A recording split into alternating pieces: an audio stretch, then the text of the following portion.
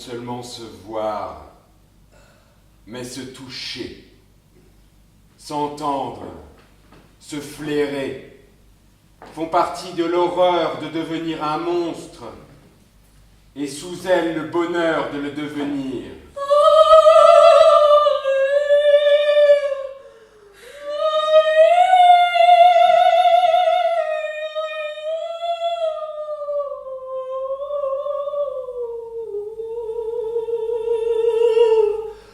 Enfin, être hors du monde. Changer de sexe ne consiste pas seulement à subir sur le corps quelques corrections chirurgicales. C'est enseigner au monde entier, afin qu'il vous désigne, un obligatoire détournement syntaxique. Ave Maria, Jungfrau mild. Où que vous soyez, on vous dira madame, mademoiselle. On s'effacera car vous serez la première. Quand vous descendrez du fiacre, le cocher vous tendra le poing fermé. Les femmes et les enfants d'abord. C'est par ces mots que vous apprendrez que la chaloupe vous sauve quand le Titanic et les passagers mâles vont par le fond. Vous vous regarderez dans des miroirs avec des cheveux et vos doigts les toucheront en chignon ou à la garçonne. Vos premiers talons aiguilles en cristal se briseront et vous resterez pantois, car je ne connais pas de féminin à ce mot. Encore mal éduquée, votre main droite se portera là, afin de dissimuler une érection impossible, puisqu'il ne vous restera plus de quoi bander.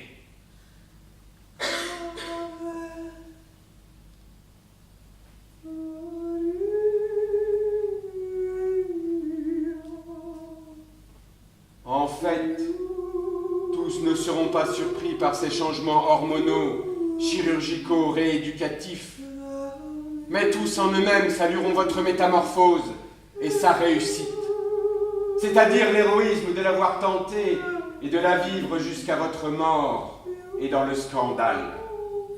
Les transsexuels, ou plutôt transsexuelles, car elles ont bien mérité ces pluriels féminins, sont des héroïnes. Dans nos dévotions, elles tutoient les saints et les saintes, les martyrs et les martyrs, les criminels et les criminels, les héros et les héroïnes. L'auréole, ou nymphe des héros, est aussi surprenante que celle des transsexuels. S'il n'en meurt pas toujours, tel qui atteignit à l'héroïsme balade sur sa tête, pour le restant de ses jours, une bougie, allumée en plein soleil comme en pleine lune. Nous avons nos transsexuels de toute grandeur. Les dimensions de Madame Meillan furent modestes mises à côté de Matahari.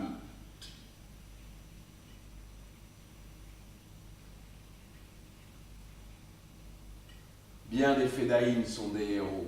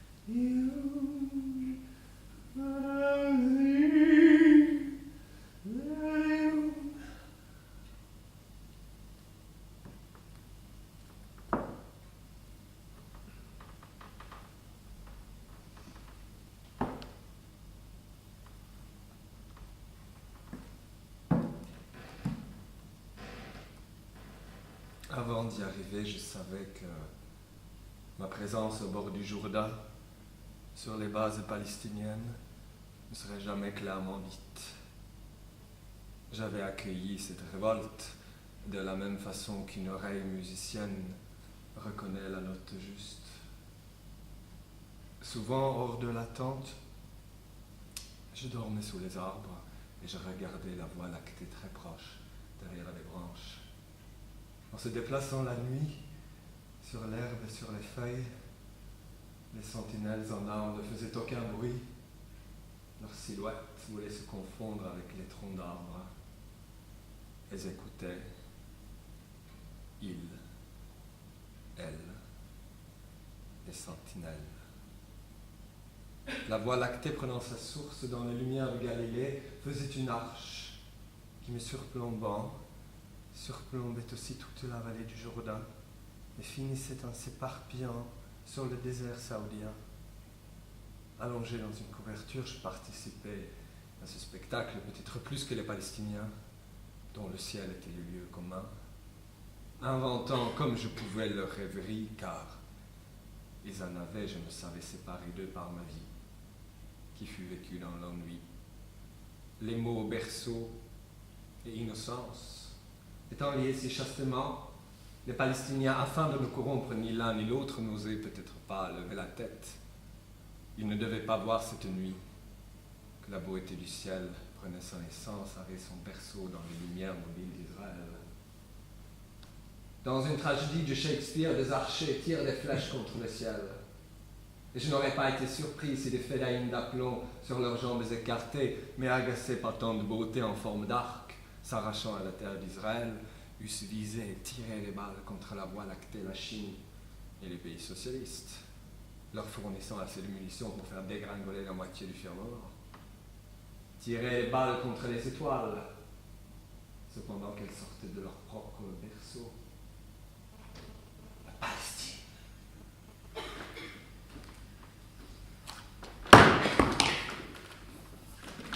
Les peuples spontanément musiciens sont rares, puisque tout peuple, toute famille a son barde. Sans trop l'avouer, le mémorialiste voudrait être son propre barde. Et c'est en lui que se joue ce drame infinitésimal, mais jamais achevé. Homère aurait-il écrit ou récité l'Iliade sans Achille en colère? Ou de la colère d'Achille, que saurions-nous sans Homère? Qu'un poète médiocre chante à Achille. Qu'en serait-il de cette vie glorieuse, mais courte plutôt que longue, mais tranquille proposée par Zeus? Les aristocrates anglais et les mécanos savent siffler Vivaldi et tous les chants des passereaux et des oiseaux d'Angleterre. Les Palestiniens inventaient des chants comme oubliés, découverts en eux-mêmes, où ils étaient cachés avant qu'ils ne les chantent. Et peut-être ainsi toute musique, même la plus nouvelle, plutôt que découverte, me semblerait apparaître, alors qu'elle était déjà enfouie dans la mémoire où elle reposait. La mélodie surtout, encore inaudible mais comme creusée dans un sillon de chair. Et le compositeur nouveau me fait entendre le chant qui était depuis toujours enfermé en moi, mais silencieux.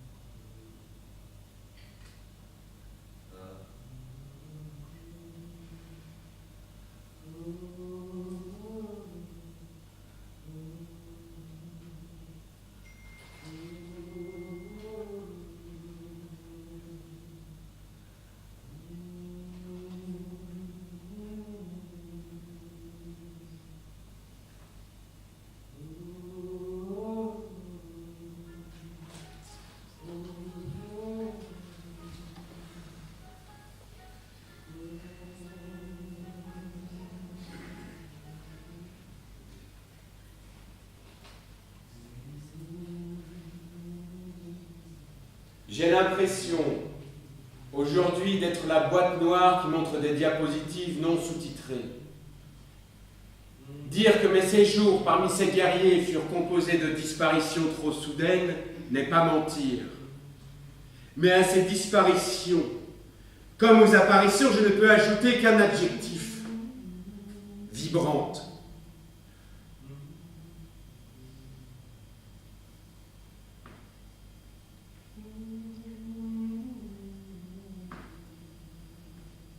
Même si leur fichu cachait quelques mèches blanches passées au henné, aucune des femmes palestiniennes n'était voilée. Elles riaient, désespérées, mais avec élégance. Ce qu'elles me dirent me fut traduit par un responsable palestinien, aussi âgé, aussi allègre qu'elles, mais j'eus l'impression de les comprendre avant l'arrivée de la traduction. Elles dénudaient jusqu'à l'os leur solitude. D'où es-tu ? Nous devons lui chauffer du thé. C'est loin la France. Il y a des courants d'air. Avec une emphase légère et pleine de grâce, elles me dirent comme tout avait brûlé avec le passage des soldats bédouins, avec aussi les bombes au napalm. Tu vois le réchaud. Il est là, le réchaud. Un index maigre et brun m'indiquait 4 pierres noircies et un peu de cendre. Elle me fit voir une tasse de porcelaine bleue très fine. On m'a dit qu'elle est venue de Chine. Regarde-la, pas une blessure. Elle est tombée sur la cendre, le bleu sur le gris, ça va. À ce point d'élégance et de drôlerie, la misère va bien aux vieilles femmes. En plus de la tasse intacte, après la mitraille et l'incendie, ce fut la théière complètement noircie et cabossée, mais pas plus qu'avant l'incendie. Elles insistèrent pour me préparer du thé. La nuit sera froide, mais nous ne sommes pas seuls. Nous avons toutes des parents, beaucoup de parents. La nuit, nous allons chez l'un ou chez l'autre. Les journées, nous les passons ici, dans notre maison. À notre âge, on aime bien revenir au coin du feu. Chaque vieille avait sa maison. Est-ce que le roi Hussein de Jordanie va rester? Est-ce que tu es Maboul? En riant, elles me demandèrent si je ne voulais pas l'emporter avec moi pour le montrer vivant aux Français. Ils n'ont sûrement jamais vu un homme pareil. Avant de venir ici, tu savais que c'était comme ça la Révolution? Le mot vint pour la première fois. Un bras ou un doigt tendu projeté au sol, une ombre toujours plus maigre. Mais quel sol? Jordanien, par l'effet d'une fiction politique décidée par la France, l'Angleterre, la Turquie, l'Amérique.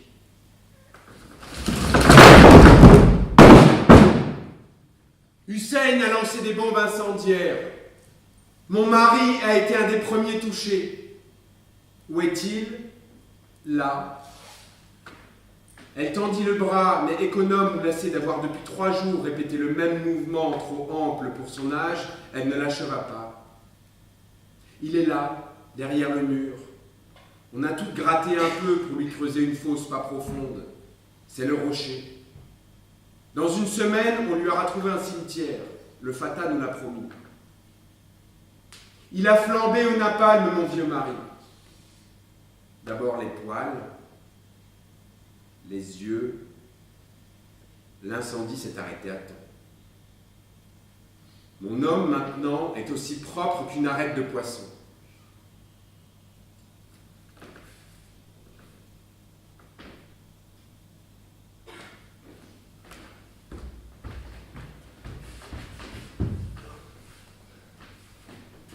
À ces disparitions, comme aux apparitions, je ne peux ajouter qu'un adjectif: vibrante.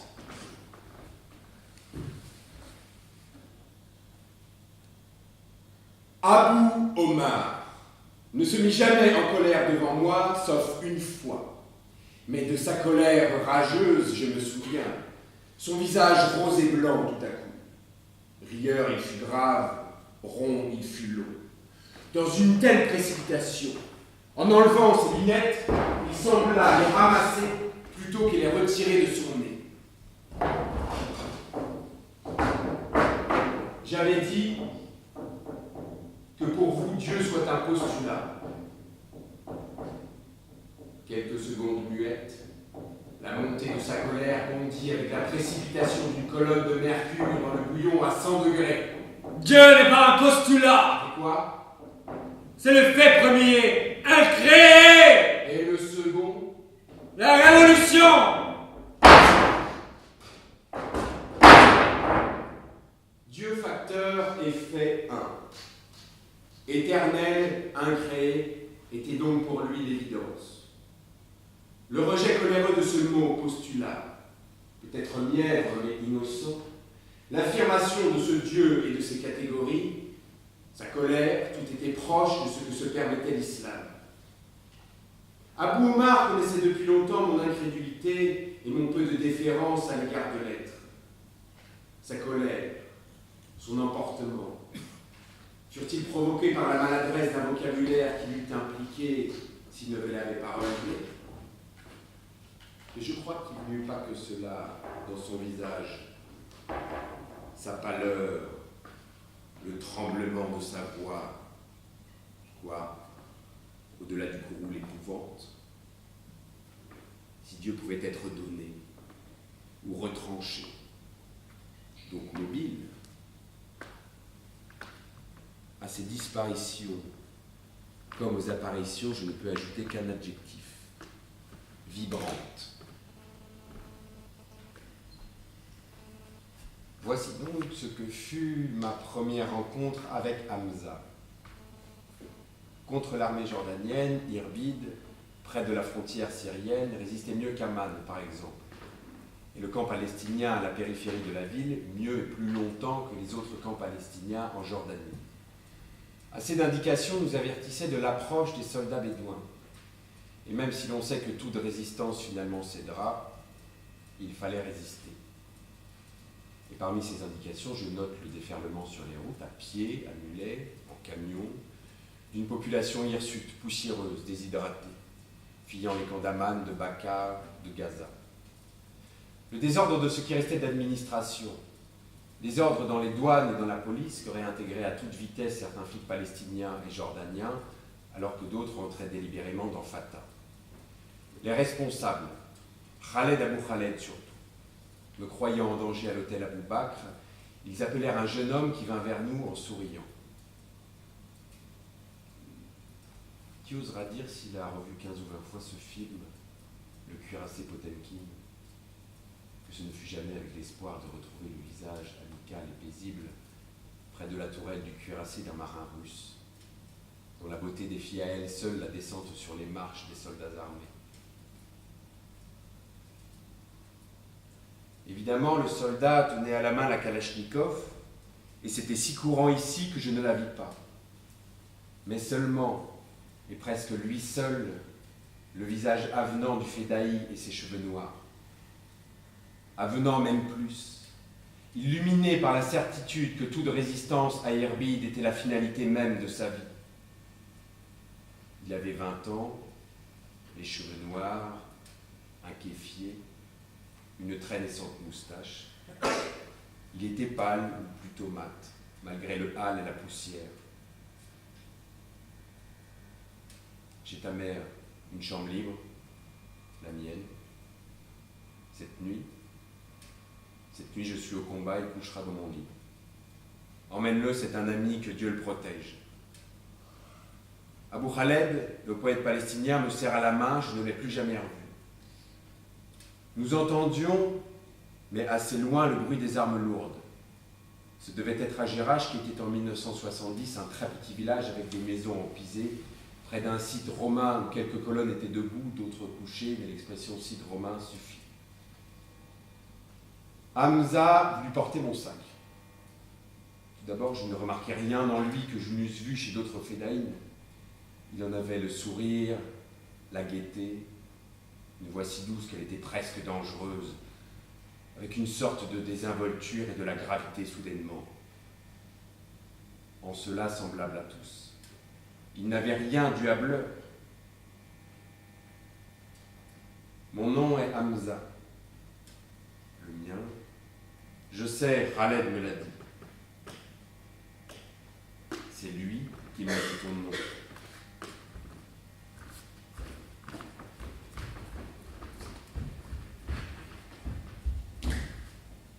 Le geste ne fut pas, et je sus cela à la première balle dont je sentis dans ma main le poids et la forme. N'importe quel geste, comme celui par exemple de remplir un panier d'aubergines, mais remplir le fusil de Hamza et de son beau-frère, me faisait pour la première fois participer au mystère de la résistance. Les balles que j'avais logées dans les chargeurs passeraient cette nuit dans les canons braqués sur les soldats bédouins.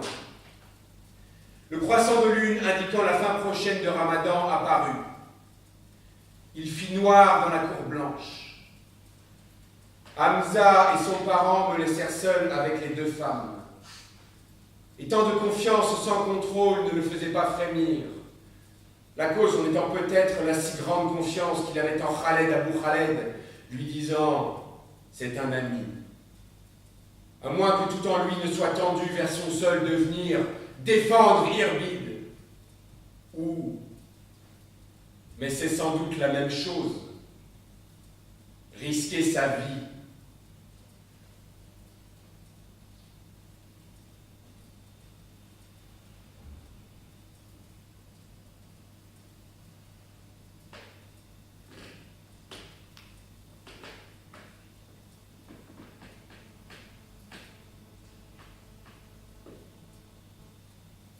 Le titre de mère de Dieu, décerné à la Vierge, oblige à se demander l'ordre chronologique des parentés humaines correspondant au divin. Par quel prodige ou quelle mathématique la mère vint après son fils, mais précédant son propre père? Ce titre et cet ordre de valeurs sont moins mystérieux quand on songe à Hamza. Le mot de songer ne voulant pas se substituer à celui de réfléchir.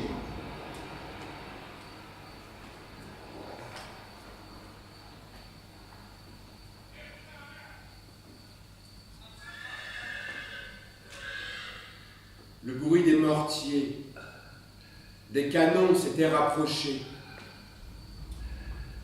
auxquels répondaient les tirs individuels, les mitraillettes, les mitrailleuses des fédaïdes d'Irbid.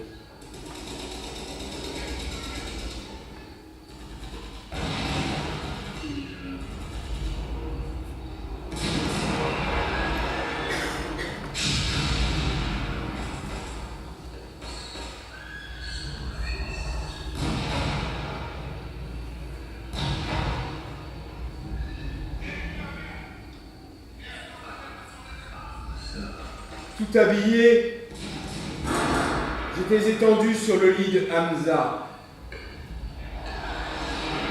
J'écoutais.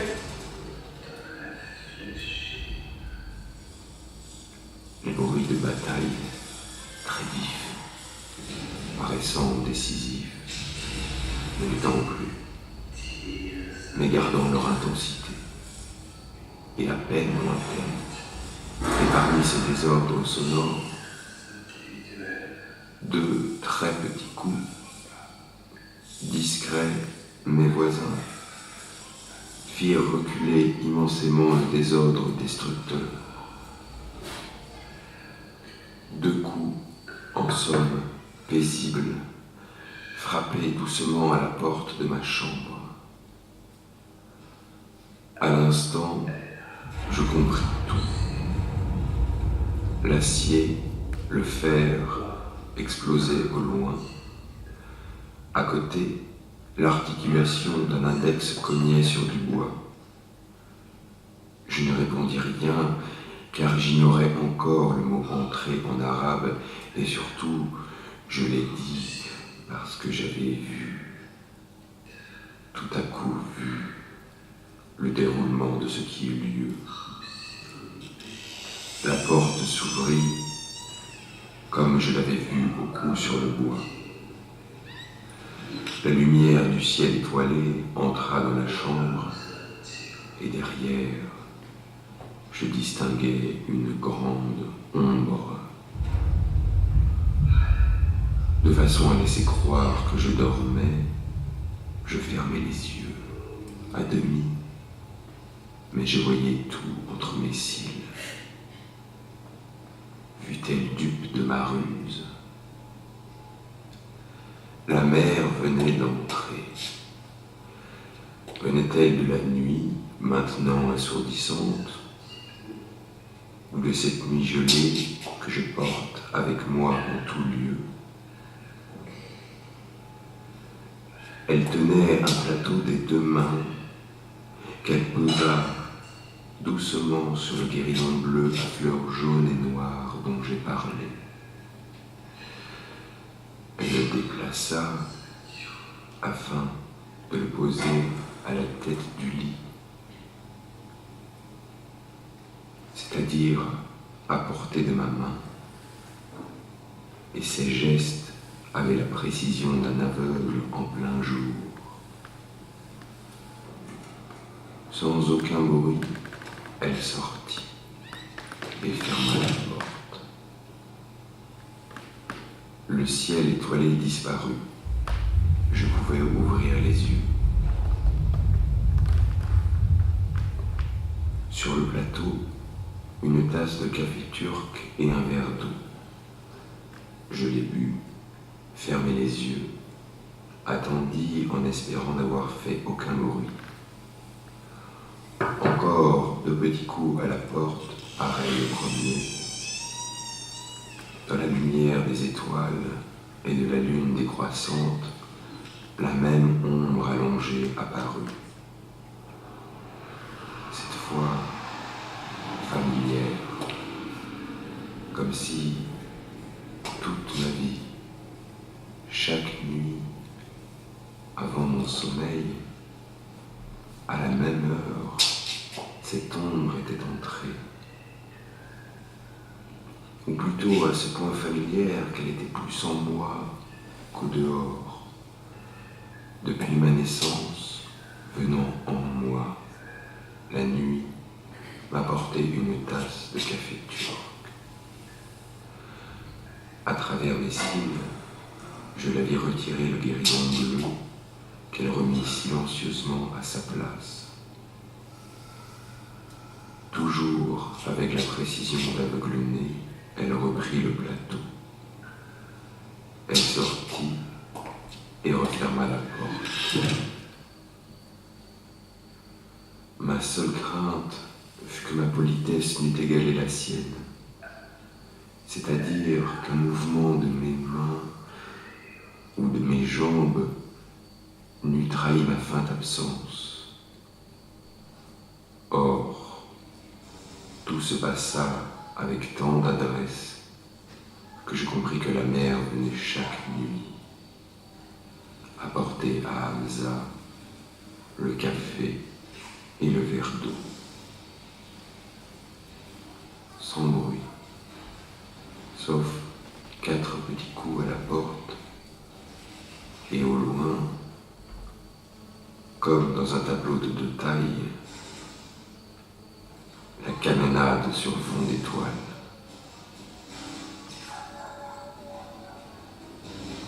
Puisqu'il était cette nuit au combat, dans sa chambre et sur son lit, je tenais la place et peut-être le rôle du fils.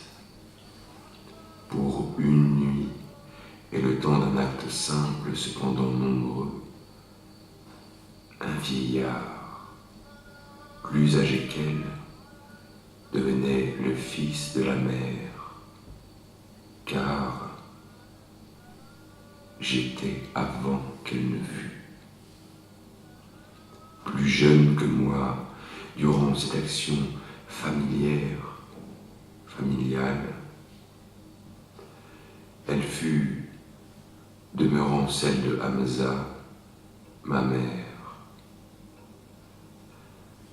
C'est dans cette nuit, qui était ma nuit personnelle et portative, que la porte de ma chambre s'était ouverte et refermée. Je m'endormis.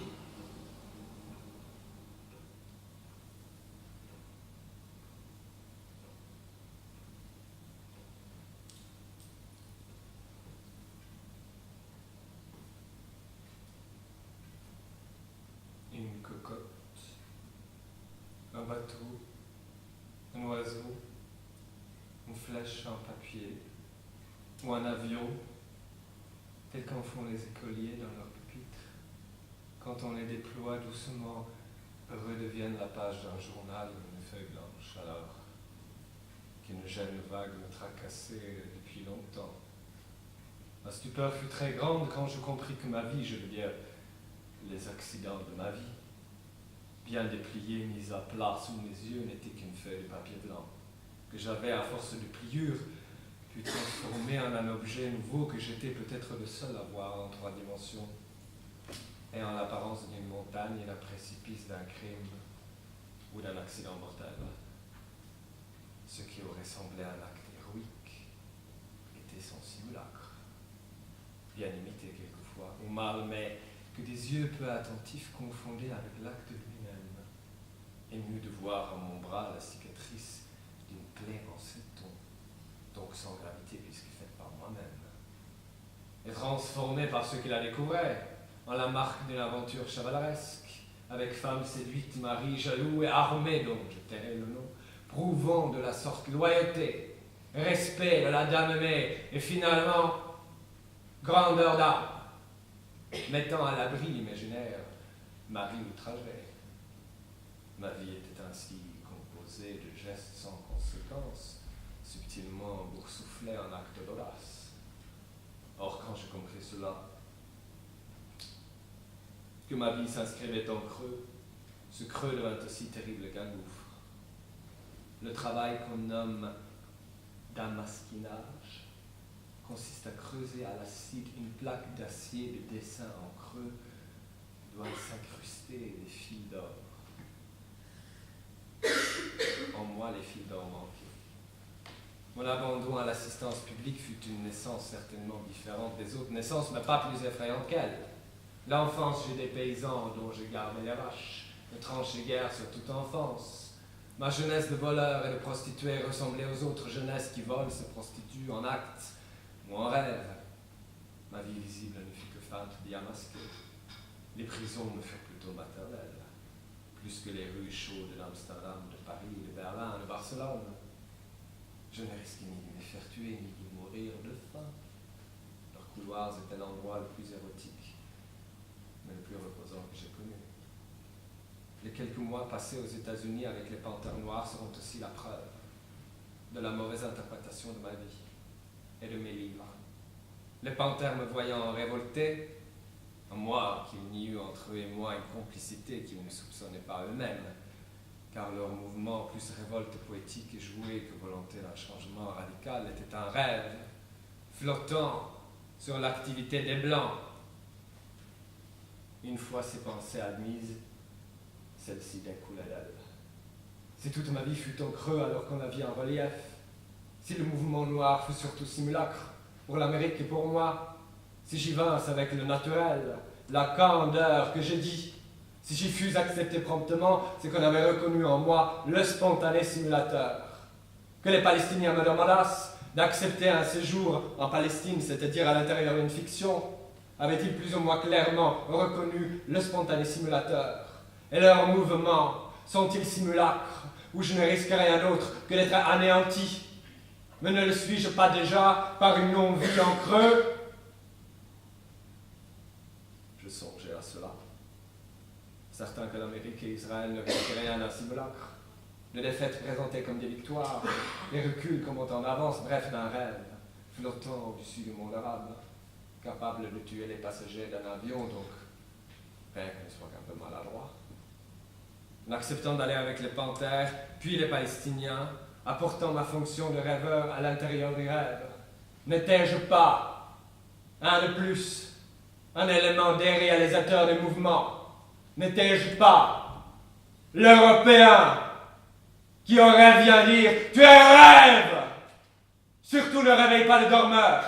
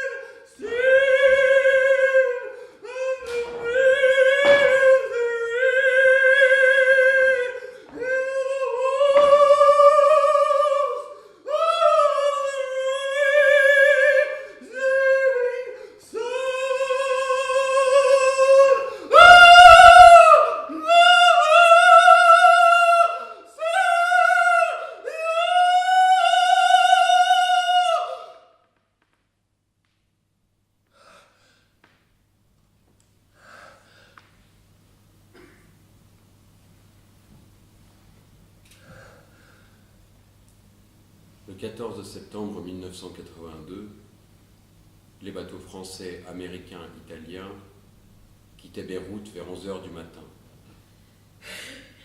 Dans le bleu de l'eau et du ciel, je les regardais fuir leurs nationaux à bord. Ils étaient la force de dissuasion qui avait 10 jours plus tôt permis de Beyrouth l'évacuation d'Arafat et des Fédéines, malgré la présence des Israéliens. Les Français surveillèrent aussi le port de Beyrouth afin d'assurer l'embarquement des Palestiniens qui se fit dans une étrange cérémonie. Étrange, je veux dire que c'était un véritable enterrement, où plus qu'un homme et ses hommes, son symbole pulvérisé méritait cette messe funèbre sur un air éclatant. Mais les soldats français surveillèrent aussi les patrouilles israéliennes, phalangistes. Ils déminèrent le passage du musée, seule ruelle permettant de Beyrouth-Est le déferlement des chars Merkeba sur Beyrouth-Ouest. Or, quelques jours plus tard, de 11 h du matin à 13 h, les bateaux français, italiens, américains repartaient avec leurs soldats. Pourquoi partent-ils si vite ? Sur la terrasse de l'appartement de Madame Cheid, nous nous interrogions tous en nous passant les jumelles et naturellement n'en croyant pas nos yeux. Le mardi 14 septembre 1982, les bateaux emportaient loin des rivages libanais la force de dissuasion.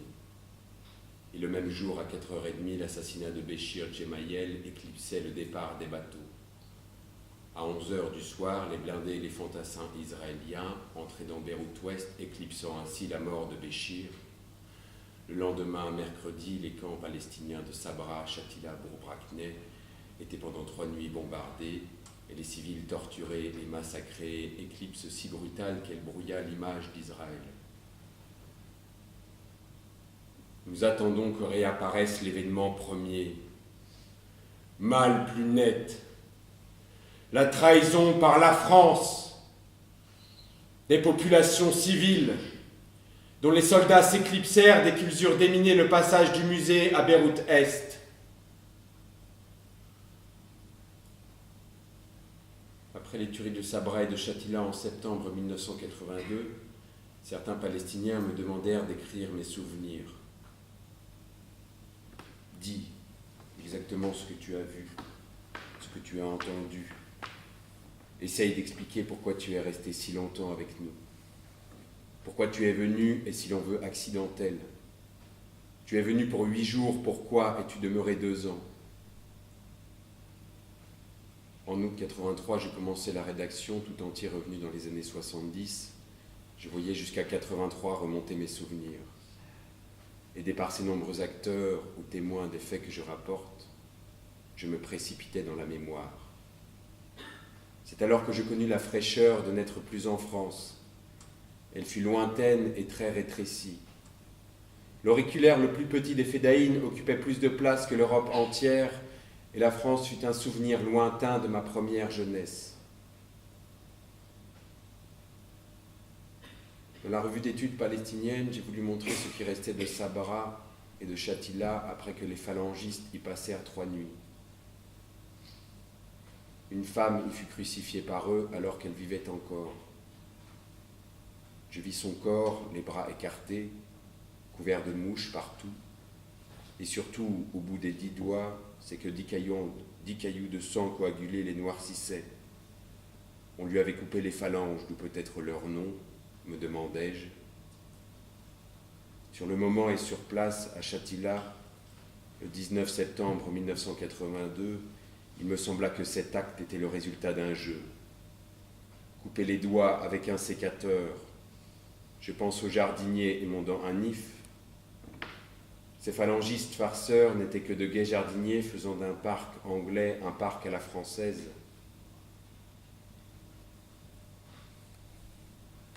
Cette première impression évaporée dès que j'eus un peu de repos, je vécus mentalement une autre scène. On ne taille pas les branches ni les doigts sans raison. Quand elles entendirent les coups de fusil, fenêtres fermées mais carreaux cassés, qu'elles virent du camp par les fusées éclairantes, les femmes se sentirent dans la souricière. Les coffrets contenant les bagues furent renversés sur la table. Comme on se gante prestement pour une fête qui n'attend pas, chaque femme enfila les bagues au bout des 10 doigts, tous compris, et peut-être jusqu'à 5 ou 6 bagues par doigt. Ainsi couvertes d'or, essayèrent-elles de s'enfuir. L'une d'elles, voulant acheter la compassion d'un soldat ivre, retira de l'index la pauvre bague et son saphir toc. Ivre, mais plus ivre par la vue des parures, afin d'aller plus vite. Le phalangiste, avec son couteau, ou sécateur trouvé près de la maison, tailla les doigts jusqu'aux premières phalanges. Puis il mit phalanges et phalangettes dans les poches de son pantalon.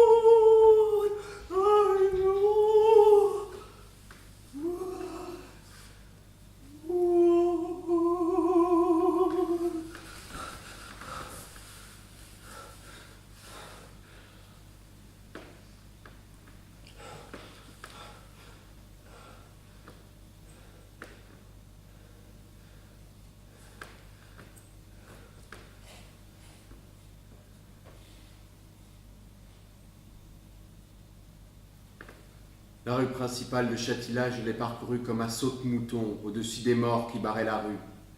Saut d'obstacle dans ma carrière. L'odeur de la décomposition était si dense qu'elle était presque aussi visible et infranchissable qu'une muraille.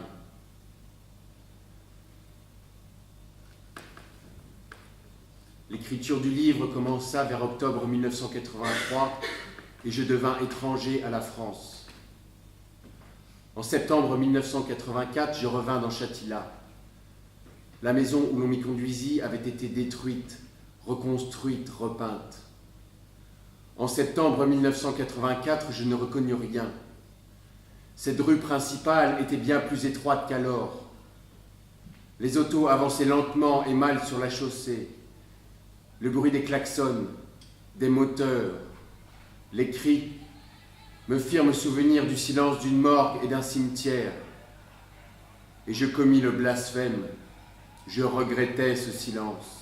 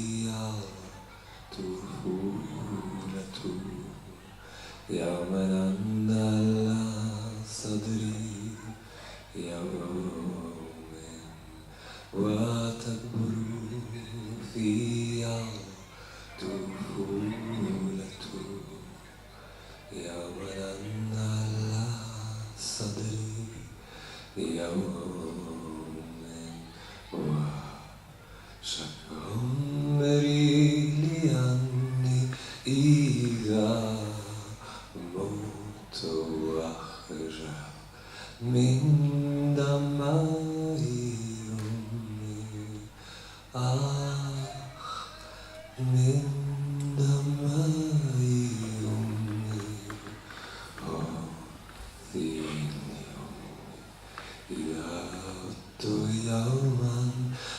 שם ליהוד בקיר, וראתי עידני ביושבין, תעמדה מן תוריקה בקיר, וראתי עידני ביושבין, תעמדה מן תוריקה בקיר, وأشتي وثاك بخصلة شعر بخيط يلوح في ذيل ثوبك بخيط يلوح في ذيل ثوبك عساني أسير إلى النصير عساني أسير إلى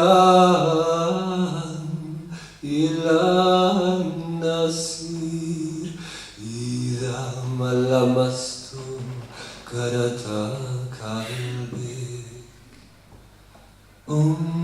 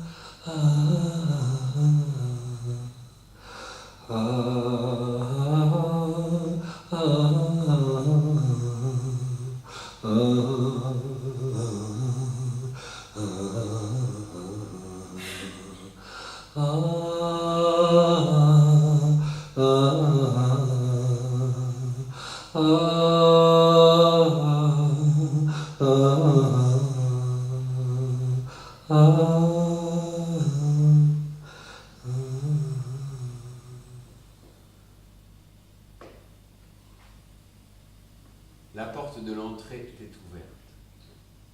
Je montais les 3 marches. Je parlais à une femme âgée, aux cheveux blancs visibles, séparés par le milieu en 2 parties égales, tirés vers l'arrière de la tête pour former sous le foulard un chignon sans doute très maigre. Ce que j'éprouvais, voici. Si c'est la mère de Hamza, elle est déjà au royaume des ombres. En lui posant une question un peu précise dont l'angle va la heurter, elle se dissoudra sous mes yeux, j'aurai en face de moi feu la mère de Hamza. Je lui tendis prudemment la main, elle la toucha comme un chat mouille sa patte. Asseyez-vous. Son geste montrait une pièce, un petit salon où à la place de tapis, des couvertures formaient un coin un peu intime et confortable. Avec la souplesse que gardent même très vieilles les femmes arabes de tous les pays, elle s'accroupit devant moi, le buste demeurant très droit, vertical, à mesure que ses jambes se repliaient sous elle. « Me reconnais-tu » Mes yeux sont en mauvais état. Je suis venu ici, chez toi, avec Hamza en 1970. Est-ce que tu avais un appareil photo? Je n'ai jamais eu d'appareil photo de ma vie. Son visage resta figé. Il était fort probable qu'elle eût oublié. Les Palestiniens avaient vécu la sauvagerie des soldats bédouins, l'inquiétude quand Hamza était au camp disciplinaire de Zarqa, moi-même, je n'étais pas sûr que ce fût elle. Cependant, peu à peu, la disposition des pièces de la nouvelle maison reproduisait le plan de l'ancienne. Le salon où nous parlions était la chambre de la mère, celle où elle m'accueillit le matin pour me préparer le thé qu'elle-même refusa de boire. Je me souviens qu'un jour mon fils est venu à l'époque du Ramadan avec un étranger, peut-être un Français, je ne sais plus. Ton fils s'appelle comment? Hamza. C'était en quelle année? Il y a longtemps, trop longtemps, je ne sais plus l'année. Tu te souviens du mois Ramadan, mais pas de l'année. Oui. Ramadan. Alors tu dois te souvenir de ceci. Ton fils nous a présenté et tu avais un fusil à l'épaule. Non, je n'ai jamais eu de fusil. Il était clair que les autorités policières l'avaient accusé d'être armé. Pas d'armes, d'accord. Ton fils t'a dit que j'étais chrétien, mais que je ne croyais pas en Dieu. Hamza non plus ne croyait guère en Dieu. Et tu as dit, s'il ne croit pas en Dieu, il faut que je lui donne à manger. Il mangeait très peu. Une sardine. Deux sardines, 2 tomates et une petite omelette. Ce n'était pas grand-chose. Hamza, ton fils m'a emmené dans sa chambre. Il m'a montré un trou à la tête du lit pour nous cacher, toi, ta fille et moi, si les soldats bédouins étaient trop proches.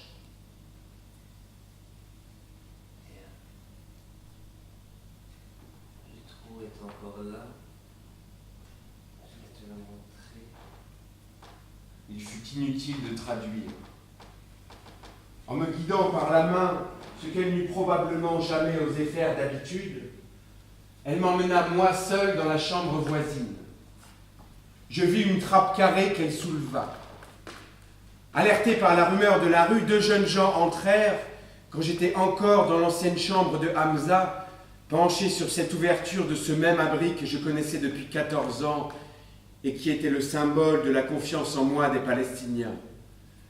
Je veux dire de Khaled Abou Khaled, de Hamza, de sa sœur et de sa mère.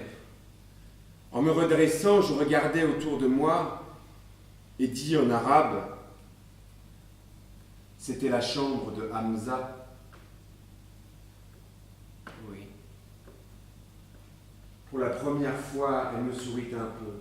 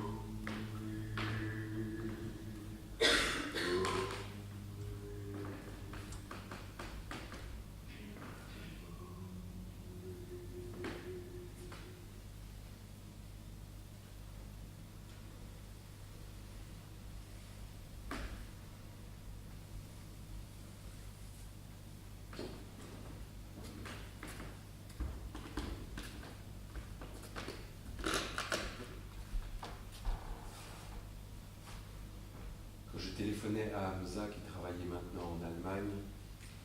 Ce qui me surprit d'abord fut la douceur de sa voix et en elle une véritable désespérance. Est-ce que tu vas retourner un jour dans ton pays? Oui, Jean.